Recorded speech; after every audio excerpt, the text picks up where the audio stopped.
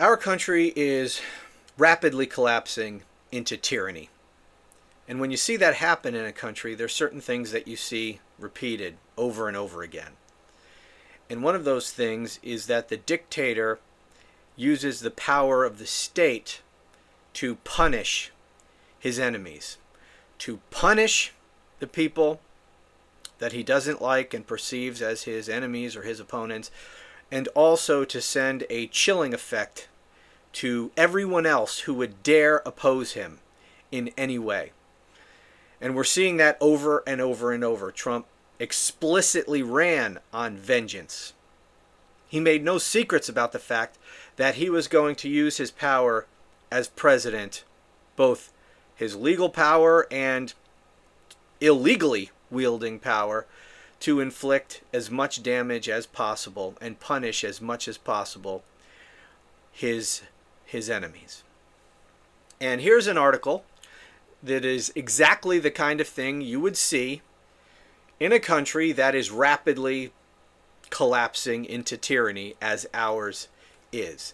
As you'll recall, a week or two ago, I think it was last week, Trump issued an executive order to punish a law firm that had represented Hillary Clinton and the Democratic National Committee in 2016, and also had hired Christopher Steele to produce a memo about Trump's collusion with Russia during the 2016 campaign. So Trump has a hate-on for this law firm. In fact, here is the executive order. This was dated March 6th, so last week. And Perkins Coie, however you say it. I've heard it pronounced a bunch of different ways. Perkins Coie. That's the law firm he seeks to punish. And they have sued. They're not taking this lying down. He revoked their security clearances and, punished them in a variety of other ways. And here is the article today about this. Judge says Trump penalties on law firms, quote, send chills down my spine. Let me read a little of this to you. Again, this is exactly the kind of thing you would expect to see in a country that is rapidly collapsing into a tyranny. A D.C. federal judge on Wednesday ordered the Trump administration to at least temporarily halt the unprecedented penalties it levied on a powerful law firm that has represented clients whom Donald Trump considers his political enemies. U.S. District Judge Beryl Howell ruled from the bench after the 2-hour hearing, saying Trump exerted, quote, extraordinary power, and that Perkins Coie proved it had suffered immediate damages from the penalties. The judge granted the firm a temporary restraining order, which would prevent some of the punishments from going into effect, and said she will hold an additional hearing before issuing a full ruling on the matter. Last week, Trump signed an executive order hitting Perkins Coie with a sweeping directive that bans the federal government from hiring the firm or from using contractors who work with it, except in limited circumstances. The order also bars Perkins Coie employees from entering federal buildings and suspends their security clearances. Howell warned that the order could damage the integrity of the entire legal profession, intimidating lawyers from taking up cases that the president views as going against his interests. Quote, I have enormous respect for Williams and Connolly, Howell said, referring to the law firm representing Perkins Coie in this case, and enormous respect for them taking this case when not every law firm would. Yeah, she's right. I mean, here Trump is going after Perkins Coie, trying to destroy that law firm, and here Williams and Connolly, good Lord. Mark, with the tongue today. Come on, man. Williams and Connolly goes and represents Perkins Coie, knowing full well that they might next be the target of Donald Trump. The judge said Trump's executive order appeared to violate the First Amendment rights of Perkins Coie and noted that the firm was not granted any due process. She said the Trump administration wrote the order in such a broad manner that it was hard to determine any goal.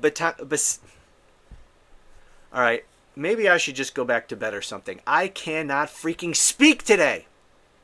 It was hard to determine any goal beyond retaliation. Quote, it sends little chills down my spine, Howell said, describing the executive order as the president punishing a company he believes is not acting in the president's interest. Quote, why shouldn't we be chilled by this? Of course we should be chilled by this. What's upsetting, what is hard to understand, is how not everyone sees what the hell is going on. Or that they see it and they don't care. Or they see it and they're too afraid. Or they see it and they think, well, he's not coming after me. This man is destroying every aspect of this society, and he is making it a point in going after Perkins Coie and everyone else he is targeting to say, don't you dare oppose me or I will come after you. Donald Trump didn't invent this. This is classic dictator authoritarian shit going back hundreds of years. This is what they do.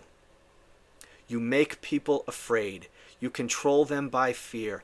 And what's amazing is that we had all the tools. I mean, the founders of this country and the framers of the Constitution, they knew. They had just fought a revolution against a king who was a hell of a lot less dictatorial than our current president is. And they knew full well that there would be the potential for electing a president who seeks the powers of a dictator, who would use his office in an illegal manner, who would violate the Constitution, who would seek retribution against his enemies. None of this would surprise any of them. They developed the Constitution that they did specifically with exactly Donald Trump, a person like Donald Trump, in mind. They gave us all the tools to, number one, prevent someone like that from coming to power, because we have Section 3 of the 14th Amendment, which specifically prohibits anyone who engaged in insurrection or gave aid and comfort to those who did from ever holding federal office again. We have that. It's in the Constitution. But the people empowered in our system to enforce the Constitution refuse to do so. The Supreme Court and Congress. Because even with the Supreme Court's horrible decision, Congress could have acted. Neither did. We have the impeachment and removal clause of the Constitution. Twice we had the opportunity to remove him from office and to prevent him from ever being president again. Refused to do it. We had prosecutors. We had an attorney general who was a coward, who didn't do his job, who waited 2 years to appoint a special counsel and only did so after the January 6th committee in Congress forced his hand.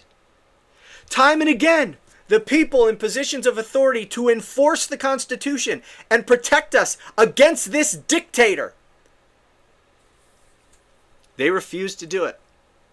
And so now here we are in a situation that is so much worse than it needed to be. We shouldn't be here.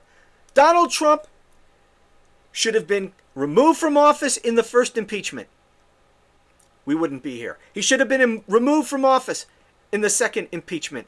We wouldn't be here.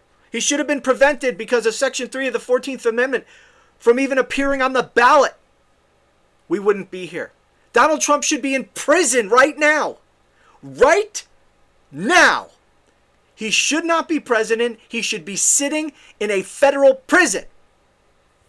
Instead, he is consolidating his power and everyone continues to cower in fear. This Perkins Coie retaliation is just one tiny example of many that Trump has already, enemies that Donald Trump has already gone after. And he's just getting warmed up. I will end this video as I ended the last video. We have two choices before us as a country. We can debate the how, whether it's possible. We can have that debate. But the simple truth, as I see it, as of right now, there are two choices before us.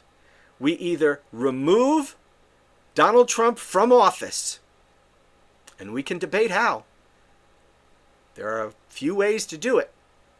But we either remove him from office or we allow him to completely destroy our country. Those are your choices. There are no other choices. You may think the removing him from office is not realistic. We can't do it. Doesn't matter. What you think of those choices, those are the choices. What other choices do you think there are? There aren't any. We either remove him or he destroys the country. That's it. Anyway, thanks for watching. I'll talk to you again soon.